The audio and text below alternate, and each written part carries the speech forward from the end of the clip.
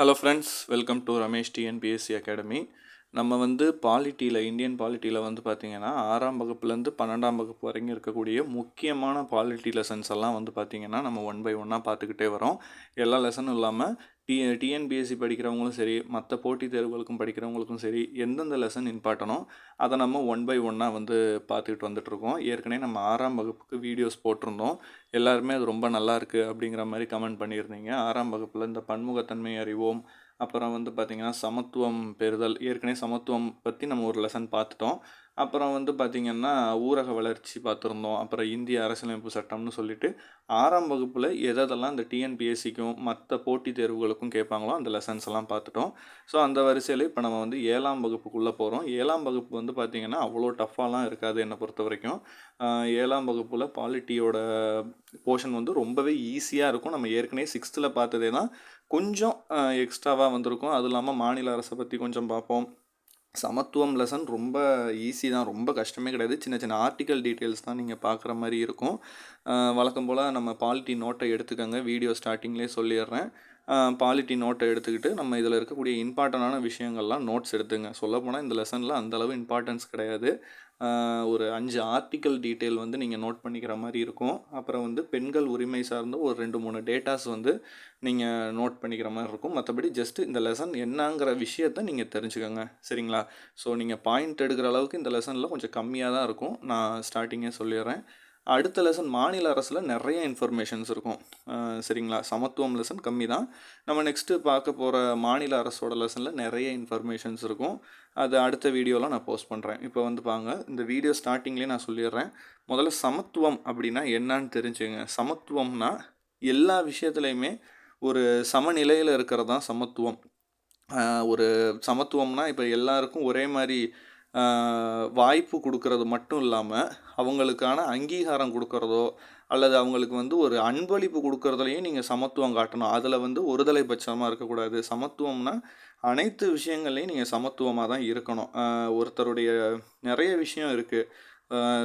எப்படி சொல்கிறது, அவங்களுக்கான வாய்ப்புகள், அவங்க சார்ந்திருக்கக்கூடிய சமயங்கள், அவங்களுக்கு இருக்கக்கூடிய திறமைகள், அவங்களுக்கு கொடுக்கக்கூடிய எல்லாமே பார்த்திங்கன்னா சமமாக இருக்கணும். அதில் என்னென்ன வகையான வகைகள் இருக்குது, அது எப்படி என்ன நிலையில் இருக்குங்கிறதான் நம்ம இதில் பார்க்க போகிறோம், சரிங்களா? இப்போ முதல்ல பாருங்கள், சமத்துவம் அதுதான் நம்ம ஏற்கனவே சொல்லியிருந்தோம். சமத்துவம்னா இனம், பாலினம், அவங்களுடைய சமயம், நம்பிக்கை, அப்புறம் வயது, இதில் எல்லா விஷயத்துலையும் அவங்களுக்கு முதல்ல சமத்துவமாக நடத்தணும், சரிங்களா? இப்போ அதில் என்னென்ன மாதிரியான வகைகள் இருக்குன்னா, முதல்ல பார்க்க போகிறது பார்த்திங்கன்னா சமூக சமத்துவம். அது என்ன சமூக சமத்துவம் அப்படின்னு பார்த்திங்கன்னா, குடிமக்கள் அனைவருக்குமே பார்த்திங்கன்னா சமமான தகுதி உடையவர்கள் தான். இதில் ஒருத்தர் உயர்ந்தவர், ஒருத்தர் தாழ்ந்தவர் அப்படிங்கிற பாரபட்சம் கிடையாது. எல்லாருமே ஒரு அரசின் பார்வையில் அனைவருமே சமம் தான். யாருமே உயர்ந்தோர் தாழ்ந்தோர்னு இல்லை. அந்த சமூகத்தில் சாதிகள், அப்புறம் பார்த்திங்கன்னா சமய கொள்கை, அப்புறம் நிறம், இது உயர்ந்தவர் இவர் தாழ்ந்தோர் அப்படி இல்லாமல் இனம், ஆண், பெண், மாற்றுத்திறனாளிகள் போன்ற எந்த ஒரு இதுவுமே அடிப்படையிலேயே பாகுபாடு இருக்கக்கூடாது. அப்படி இல்லாமல் இருக்கணும், அனைவரும் சமமாக இருக்கணுங்கிறது தான் சமூக சமத்துவம் அப்படின்னு சொல்கிறாங்க. இதில் எதுலேயுமே இவங்க தான் முன்னாடி, இவங்க பின்னாடி, இவர் உயர்ந்தோர் இவர் தாழ்ந்தோர் அப்படின்னு கிடையாது. அடுத்து பார்க்க வேண்டியது என்னன்னா குடிமை சமத்துவம். அதானே சொல்லிட்டீங்க. அது என்ன குடிமை சமத்துவம்னா வாய்ப்புகள்லையும் நீங்கள் பார்க்கணும். ஒருத்தருடைய குடிமக்கள் எல்லாரும் ஒரே மாதிரியான சூழ்நிலைகளில் வாழ்கிறவங்க கிடையாது. ஒரே மாதிரியான பொருளாதார நிலையில் இருக்கிறவங்க கிடையாது. ஒவ்வொருத்தருக்கும் ஒரு வகையான இது இருக்குது. ஸோ அதில் நம்ம குடிமக்கள்கிட்ட இவங்க உயர்ந்தோர் இவங்க தாழ்ந்தோர்னு நம்ம பாரபட்சம் பாகுபாடு காட்டக்கூடாது.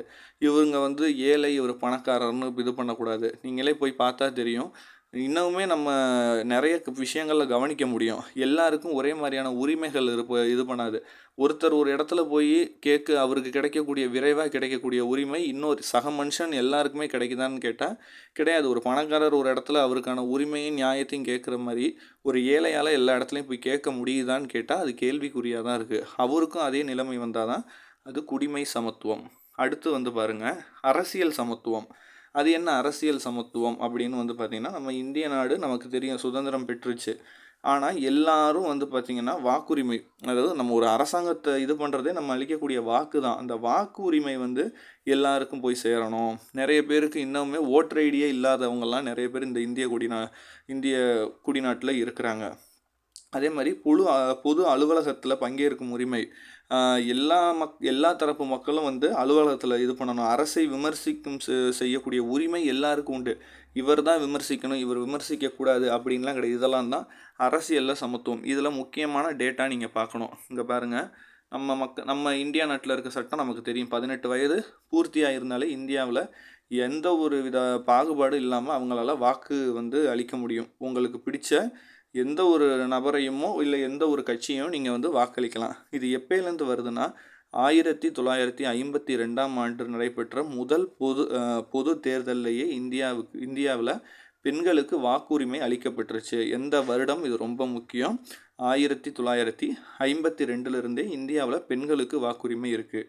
ஆனால் கீழே இன்னொரு குறிப்பு கொடுத்துருக்காங்க. ஆனால் சுவிட்சர்லாந்து நாட்டில் நமக்கு அப்புறம் தான் 1971ஆம் ஆண்டிலிருந்து தான் பெண்களுக்கு வாக்குரிமை அளித்திருக்காங்கன்னு இதில் வந்து குறிப்புகள் கம்பேரிஷன் பண்ணியிருக்காங்க. அதே மாதிரி இந்தியாவில் 25 வயது பூர்த்தியான யார் வேணாலும் தேர்தலில் போட்டியிடலாம். வாக்களிக்க 18 வயது, தேர்தலில் நீங்கள் போட்டியிட உங்களுக்கு 25 வயது பூர்த்தியாக இருந்தாலே போதும். அதே மாதிரி அரசை வந்து இப்போ இந்த ஒரு அரசாங்கம் இருக்குன்னா அது நல்லதை பாராட்டணும் மட்டும் இல்லை, தவறு செஞ்சால் விமர்சிக்கிற உரிமையும் ஒரு முக்கியமான உரிமை. இது வந்து அடிக்கடி கேட்பாங்க. அரசை விமர்சிக்கும் உரிமை உங்களுக்கு உண்டு. சரிங்களா? அடுத்து வந்து பாலின சமத்துவம், ஆண் பெண், இது நமக்கு தெரியும். பல விஷயங்களில் நம்ம பார்க்குறோம். ஆண்கள் செய்கிற வேலைன்னு ஒரு காலத்தில் இருந்தது, இப்போ அப்படி இல்லை. எல்லா துறைகள்லேயும் பெண்கள் வந்து கால் ஊன்றிட்டு இருக்காங்க. கல்வியில் இருக்கட்டும், விளையாட்டுகளில் இருக்கட்டும். சொல்லப்போனால் அவங்க முன்னாடி வந்திருக்காங்கிறதாண்டி வாய்ப்பு கிடைச்சா அவங்க எப்போ வேணாலும் அவங்கள ப்ரூஃப் பண்ணிக்கிறதுக்கு தயாராக இருக்கிறாங்க. சினிமா துறையில் இருக்கட்டும், அரசாங்க அலுவலக பணிகளில் இருக்கட்டும், ஒரு மிகப்பெரிய தலைவர்களாக இருக்கட்டும், நிறைய விஷயங்கள், அவங்க இல்லாத துறைகளே இல்லை அப்படி சொல்லலாம். எல்லா துறைகள்லையும் அவங்க வந்திருக்கிறாங்க. ஆணுக்கு பெண் சமம்ங்கிற ஒரு நிலையை இப்போ தான் நம்ம அடைஞ்சிருக்கோம். இதன் பிறகு இதில் நிறைய விஷயங்கள் இருக்குது. இதில் அடுத்து நம்ம முக்கியமாக பார்க்க வேண்டியது வந்து பார்த்திங்கன்னா, இங்கே சில சட்டங்கள் கொடுத்துருக்காங்க. இது டிஎன்பிஎஸ்சி எக்ஸாமில் அடிக்கடி கேட்பாங்க. இதில் சட்டப்பிரிவு 14ம் 17ம் அடிக்கடி கேட்கக்கூடிய ஒரு இது. முதல்ல 14 என்னன்னா, சட்டத்தின் முன் அனைவரும் சமம் என்று உத்தரவாதம் அளித்தல். இது அடிக்கடி கேட்பாங்க. சட்டத்தின் முன் அனைவரும் சமம் என உத்தரவாதம் அளிக்கும் சட்டப்பிரிவு எதுன்னு கேட்பாங்க. சட்டப்பிரிவு 14. சரிங்களா? அடுத்து 15 வந்து பார்த்திங்கன்னா, பாகுபாட்டை தடை செய்கிறது. பாகுபாடுனா ஒருத்தருக்கு ஒருத்தர் கம்பேரிஷன் பண்ணாமல் இவருக்கு அதிகம் இவருக்கு கம்மின்னு இல்லாமல் பாகுபாட்டை தடை செய்யக்கூடிய சட்டம் வந்து 15. அதே மாதிரி சட்டப்பிரிவு 16 பொது வேலைவாய்ப்பில் அனைவருக்கும் சம வாய்ப்பு அளித்தல். ஒரு ஒரு வேலை வாய்ப்புலையும் அனைவருக்குமான சம வாய்ப்பை வந்து நம்ம உருவாக்கணும். ஏன்னா வாய்ப்புகள் சம வாய்ப்பை உருவாக்கலைன்னா ஒரு தரப்பினர் அந்த வேலைகளை அந்த வேலை வாய்ப்பினை பெறுவதற்கான வாய்ப்பு உருவாக்கான வண்ணம் சம வாய்ப்பை உருவாக்குது. அடுத்து வந்து 17 வந்து தீண்டாமையை ஒழிக்கிறது. இதுதான் ரொம்ப ரொம்ப முக்கியம். இது அடிக்கடி கேட்பாங்க. சட்டப்பிரிவு 17 வந்து தீண்டாமையை ஒழிக்கிறது. அடுத்து சட்டப்பிரிவு 18 வந்து பார்த்திங்கன்னா, பட்டங்கள் அளித்து வேறுபாட்டுதலை தடை செய்கிறது. அதாவது டைட்டில்ஸ், இது வந்து அபாலிஷன் ஆஃப் டைட்டில்ஸ் வந்து நீங்கள் பட்டங்களை வந்து வேறுபாட்டை அளிக்கிற மாதிரி இருக்குன்னு சொல்லி அந்த பட்டங்களை தடை செய்கிறது 18. இந்த 5 சட்டப்பிரிவுகளையும் நீங்கள் பார்த்துக்கணும். இதுலேருந்து கொஷின்ஸ் அடிக்கடி வரும் இந்த சமத்துவம் லெசனில். ஸோ இதெல்லாம் தான் ஒரு முக்கியமான இன்ஃபர்மேஷன். சரிங்களா? இதில் அடுத்து இங்கே கொடுத்துருக்காங்க பாருங்கள். இந்த சுருக்கத்தில் ஒரு 2 வரி மட்டும் முக்கியம். சுதந்திரம் மற்றும் சமத்துவம் என்பது மக்களாட்சியின் 2 அடிப்படை கோட்பாட்டுகளால் ஆனது. அது என்னன்னா, அனைத்து மக்களும் சட்டத்தின் முன்பாக சமம். சரிங்களா? அது ஒன்றும். அனைவரும் அரசியல் வாழ்வில் பங்கேற்க சம வாய்ப்புகள் வழங்கப்படுதல் வேண்டும். இதுதான் சொல்லியிருக்காங்க. அனைவரும் சமம், இதுதான். சரிங்களா? ஸோ இதுதான் வந்து சமத்துவம் லெசன். இது வந்து கொஞ்சம் ஈஸியான லெசன் தான். அந்தளவு டேட்டாஸ் இருக்காது. டேட்டாஸ் ரொம்ப ரொம்ப கம்மி தான். ஸோ அடுத்த லெசன் மாநில அரசு லெசனில் வந்து நான் உங்களை மீட் பண்ணுறேன். ஸோ தொடர்ந்து சப்போர்ட் பண்ணுங்கள். உங்களுக்கு வேறு ஏதாவது வீடியோஸ் வேறு சப்ஜெக்டில் வேணும்னாலும் கமெண்ட் பண்ணுங்கள். உங்களுக்கான வீடியோஸை நான் மேக் பண்ணி போடுறேன். அடுத்த வீடியோவில் சந்திப்போம். நன்றி, வணக்கம்.